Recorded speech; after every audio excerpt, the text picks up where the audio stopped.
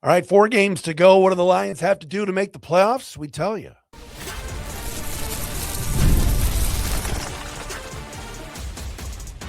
You are Locked On Lions, your daily Detroit Lions podcast. Part of the Locked On Podcast Network, your team every day.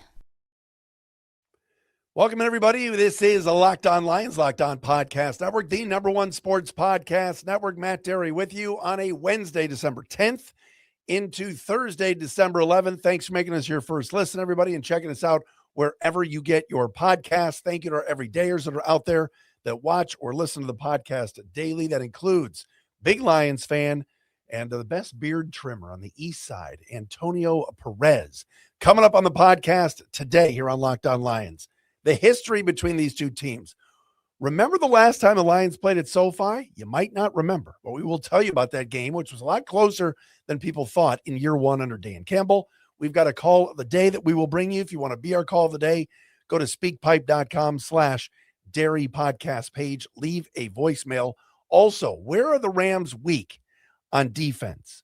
We kind of tell you because their defense is so good, but there is a spot to pick on. We will talk about all of that coming up today right here on Locked On Lions. And the program today brought to you by our friends at FanDuel. If you want to be right in the middle of the action this season, visit FanDuel.com. Place your NFL live bets all season long.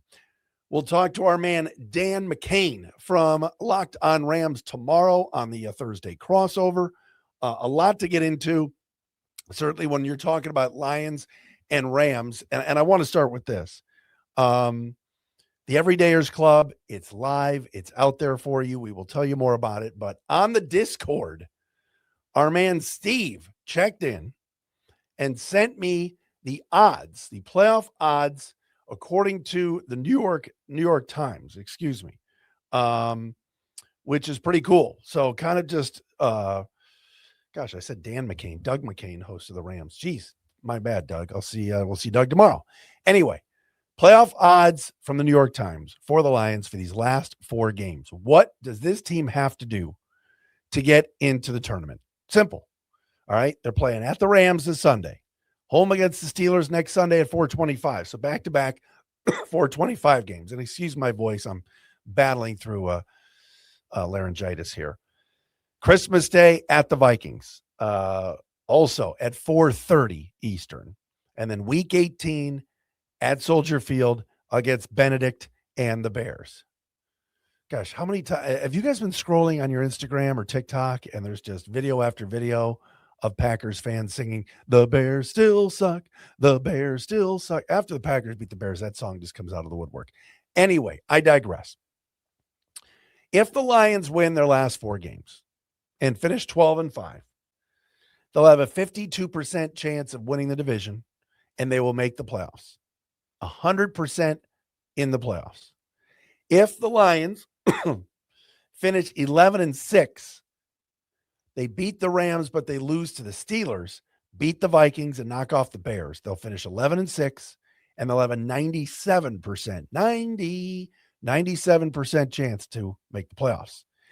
If they knock off the Rams and Steelers, lose to the Vikings, beat the Bears, they'll finish 11-6. 14% chance of winning the division and 97% chance in the playoffs. If they lose this week, win their last 3, finish 11-6, and have the tiebreaker over the Bears, 94% chance playoffs, 14% chance division. And one more 11-6 possibility, they win the next 3, lose to the Bears, finish 11-6. They'll have like virtually no chance to win the division, 2% chance, but a 73% chance to make the playoffs. Now, here's where it gets a little dicey. And this is where we say, can we say the Lions must win 3 of their last 4? Because if they split their last 4 and finish 10-7, all right, they lose to the Rams and Steelers, win their last 2, 46% chance of getting in. Lose to the Steelers, lose to the Vikings, but beat the Bears and Rams, 45% chance of getting in. Again, 10-7. This is all 10-7 stuff. Lose to the Rams, lose to the Vikings, but beat the Steelers and Bears, finish 10-7, 44% chance of getting in. Then the 10-7 dicey one is beating the Rams, but losing to Pittsburgh and losing to the Bears. 13% chance, and only a 12% chance if they lose to the Rams and Bears, but beat Minnesota and Pittsburgh. And then only a 5% chance if they finish 10-7 and lose to the Vikings and the Bears. If they lose to the Vikings and the Bears, but win the other two games, the Lions would go winless in the division and finish with just a 5% chance. There is a chance, you're saying there's a chance that the Lions could be 9-8 and get in, but only a 3% chance for one scenario and 3 1% chances. And that 3% chance is if they beat the Bears but lose the other three. So if folks are thinking, 9-8 or 10-7 still have a chance, it's slim. The only 10-7 the only two 10-7s that really have any merit are if they beat the Bears in both of those opportunities. But losing to the Bears really hurts their chances. And again, you look at the percentages here, and the best bet really is 11 wins. And the most, the best bet, of course, is to go undefeated and win the last 4. All right. You're in no matter what. But 11-6 with wins over the Rams and the Bears, both at 97% chance. And this week's game is going to be very, very difficult. All right. The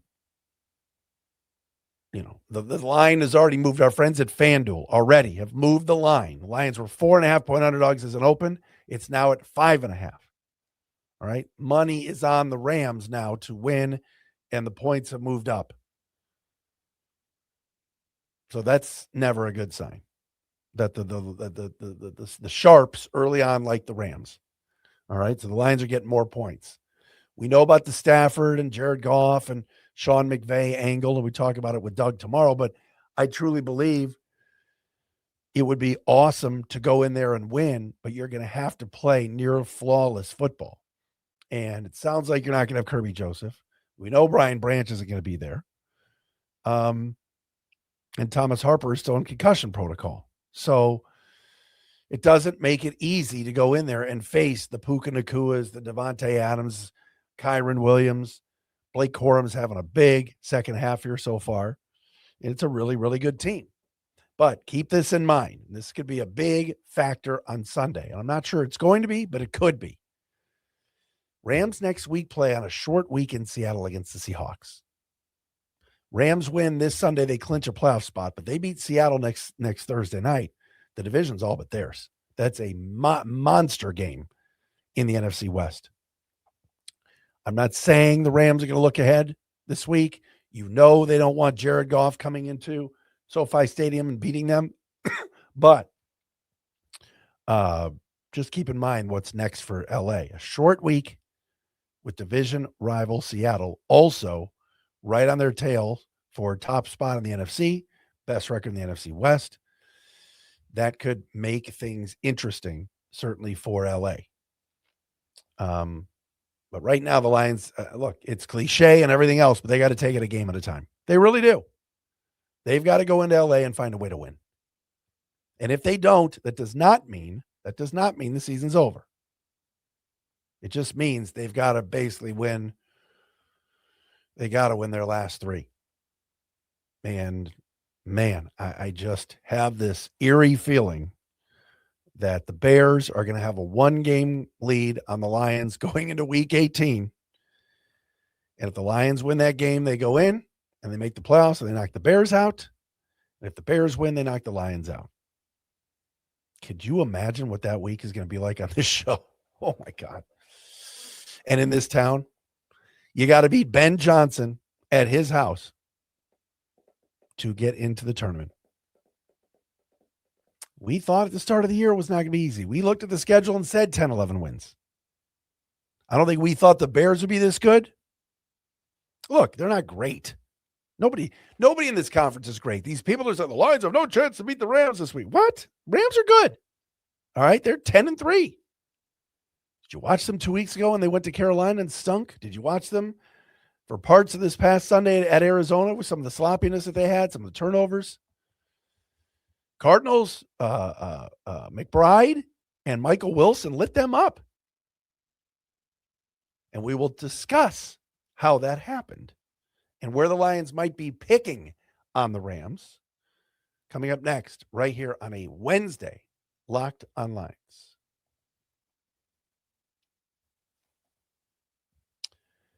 And our program today brought to you by Mint Mobile. You know, there's no reason to let big wireless drain your wallet, especially during the holidays. Right now, Mint Mobile is running their best deal of the year. All of their unlimited plans are 50% off. That means you can lock in 3, 6, or even 12 months of unlimited premium wireless for just $15 a month. It's the easiest way to take your overpriced phone bill and give it the full Scrooge treatment. What makes this even better is how simple Mint makes the switch. No contracts, no nonsense, just real savings and real quality service. Switching to Mint lets you keep your same coverage for a lower price. Setup takes only a few minutes. You can bring your own phone number and number, your own phone and number without any issues. And it feels good knowing you're not overpaying just to stay connected. Turn your expensive wireless present into a huge wireless savings future by switching to Mint. Shop Mint unlimited plans at mintmobile.com/LockedOnNFL. That's mintmobile.com/LockedOnNFL. Limited time offer, upfront payment of $45 for 3 months, $90 for 6 months, or $180 for 12 months. Plan required, $15 per month equivalent. Taxes and fees, initial plan term only, 35 gigabytes. May slow when network is busy. Capable device required. Availability, speed, and coverage varies. See mintmobile.com.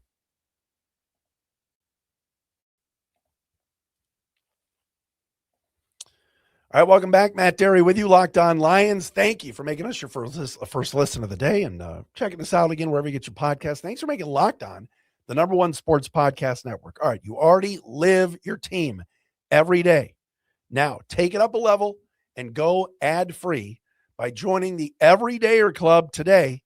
You get Locked On Lions with no interruptions. Members-only Discord access, which I mentioned before, and more, all for just $5 a month. That's it. $5 a month or $50 for the year. Go to lockedonlions.supercast.com, lockedonlions.supercast.com, or check the link in the show notes or on the screen if you're watching on YouTube to learn more. Join us, Everydayers Club. Do it. We love it. Thank you. All right, let's take a little swig of water here. The throat is just, it is holiday party season for yours truly.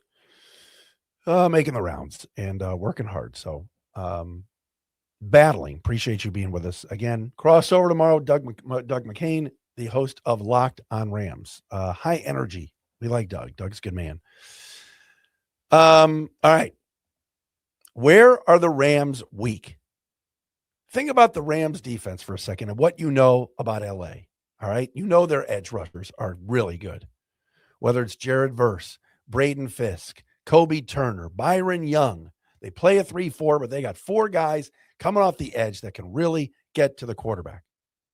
All right. Kobe Turner's a stud. He's really, really good. Then you want to talk about Poona Ford. Poona Ford, pickup from the Chargers this offseason, was a guy I wanted the Lions to sign in free agency. He's been a godsend for this Rams team, kind of playing that nose tackle right over the center. He's been a huge run stuffer for them. Their linebackers, Amon-Ra St, their leading tackler, really good player. But you get to the secondary and you watch some of the highlights from last week and you see Michael Wilson catching multiple double-digit passes. You see Trey McBride getting open. If I asked you to name the 5 Rams defensive backs, could you do it? Probably not. All right. You've heard of Ahkello Witherspoon. He's been there a long time. What about Emmanuel Forbes? Right. Forbes has struggled the last few weeks. Cam Curl's good safety. Cameron Kitchens, their free safety, is a good player. Darius Williams has been in and out of the lineup, and Kobe Durant really is their best cornerback. But on PFF, their top 4 defenders are 3 of the top 4 are Ford, Young, and Verse. Kitchens, their safety is really, really good. But they got guys that struggle at cornerback. Witherspoon's had a really down year. Forbes struggled last week against Arizona. PFF grade in the low 60s. All right. If there's a place the Lions can make a little bit of hay, if they can give Jared Goff some time, is the secondary.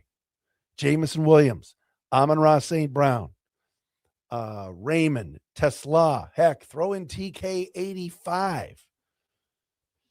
You give Goff time, the Rams give up some plays down the field. We saw McMillan, the rookie from Carolina, a couple weeks ago, light them up, that secondary up, because Bryce Young had time to throw. Now, if the Lions are going to block for Jared Goff, and who knows who's playing left guard this week, Awashika is back at practice. They want to play Cologne some. They want to give Miles Frazier a chance. They've got to protect Goff in this game. And they're going up against arguably as good a front as they've seen. All right, that Eagles front back on November 16th, the Sunday night game was brutal to deal with. They're really, really good. This Rams pass rush and their D-line really gets after it. So will be certainly a fun game and something to keep an eye on. But I think the Lions can make some hay against the Rams secondary. Keep an eye on that. All right, I'm putting the reading glasses on like Dan Campbell because I got to go back in history. The last time the Lions played at SoFi Stadium, it was Matthew Stafford's first year in LA. And of course, Jared Goff's first year with the Lions. October 24th, 2021, when the Lions went into that game 0-6, and of course finished the season 3-13.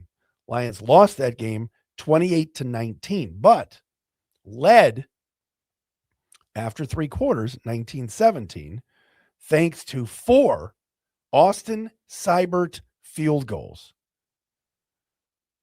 No, I'm not going to reach for the kicker list. I know what y'all want. You're not getting it. The kicker list is way back there, way back behind my computer. I'm not even reaching for it, but Austin Seibert was on the kicker list. Lions were up 10-0 in this game thanks to a DeAndre Swift 63-yard touchdown pass from Jared Goff and a Seibert 37-yard field goal. Austin Seibert, a 47-yard field goal, 13-3. Lions led this game by 10 on 2 different occasions. Stafford to Van Jefferson, 13-10 Lions. Cooper Kupp, 2-yard touchdown pass. I remember that pick play, 17-13 Rams.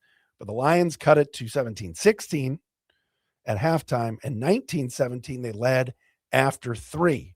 Now, here's where it got interesting. Fourth quarter, the Rams outscored the Lions 11-0. Kupp from Stafford, 2-pointer to Robert Woods made it 25-19. And Matt Gay kicked a field goal to make it 28-19. But the Lions were in that game. Jared Goff threw for 268, 2 interceptions, passer rating of 70. Leading rusher that day for the Lions was none other than Lions fan favorite Jamal Williams, who had 57 yards rushing. And the leading receiver that day for the Lions was DeAndre Swift with 8 catches for 96 yards. Hawkinson, 6 for 48. Khalif Raymond, who's playing in this game this week, we think, 6 catches for 115 yards. You know who got targeted in this game? There was also a fake punt in this game by Jack Fox on a pass to Bobby Price. Geronimo Allison and Kaderil Hodge and Darren Fells were all targeted in this game. The Lions' leading tackler that day was Jalen Reeves-Maben with 9 and Tracy Walker, oh God, blast from the past, with 8. So these two teams have not played in that stadium since 2021. And of course, since then,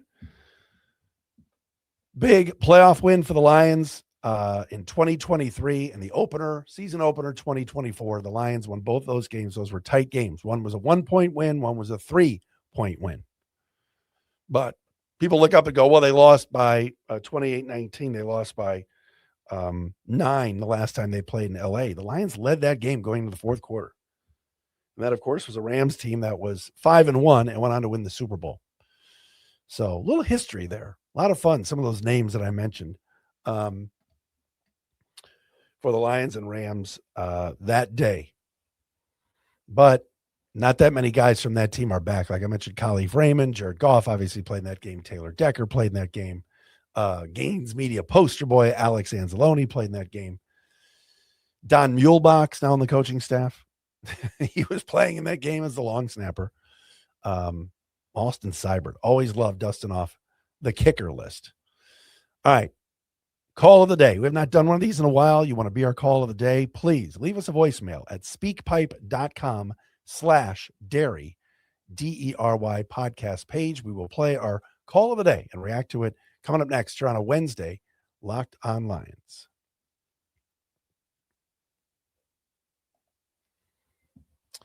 And Locked on Lions today brought to you by our friends at FanDuel. NFL Sundays move fast. One big play, and suddenly everything feels different. That's what makes live betting with FanDuel so exciting. You're not just watching the game, you're reacting to it in real time. With FanDuel, you can place bets as the action unfolds, every drive, every momentum swing, every highlight moment.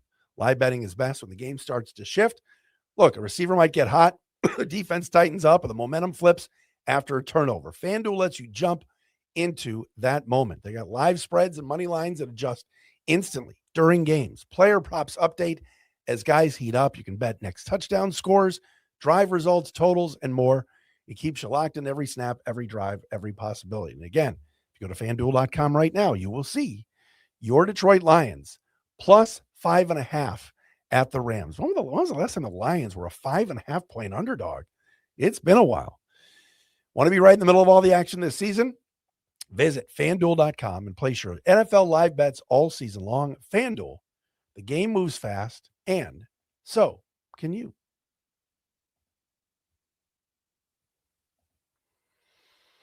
All right, it has been a while. I'm trying to remember the last time we had one of these, but it is time for our call of the day. That is one of you, the listeners.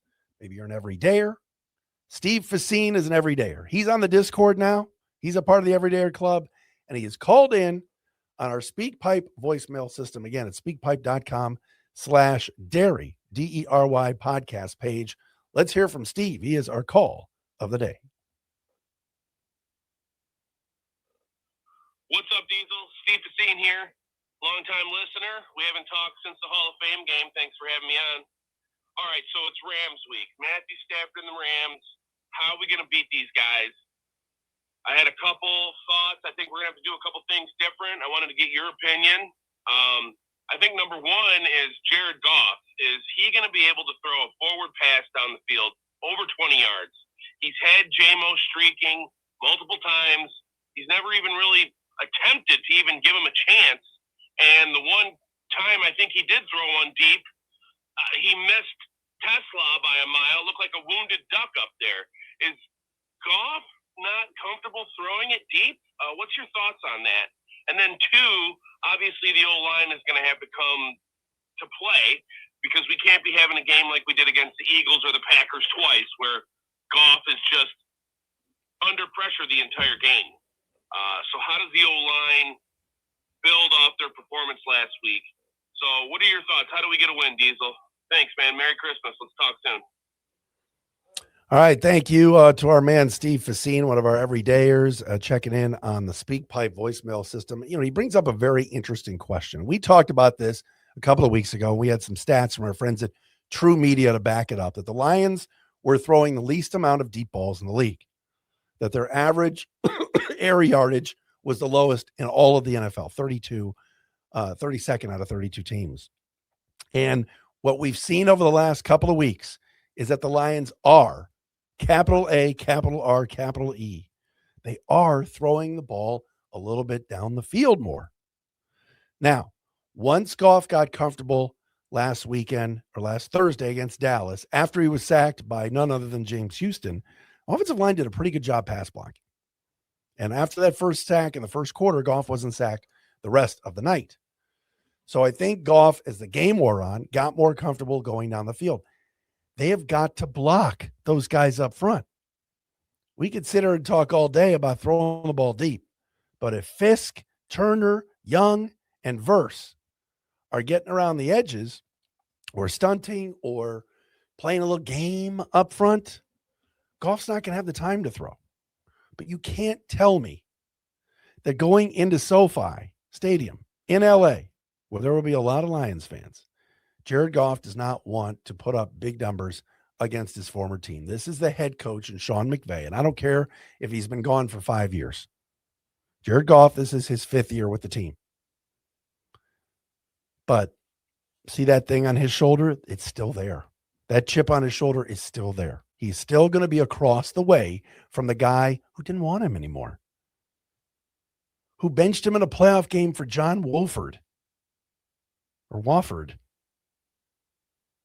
who traded him to go get the quarterback that he wanted, that he was vacationing with in Matthew Stafford.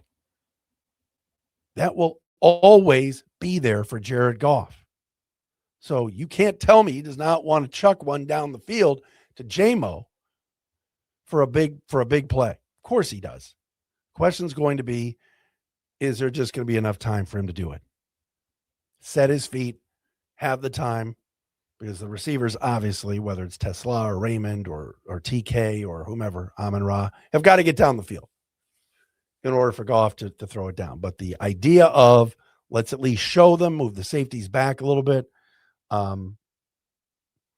think has to happen.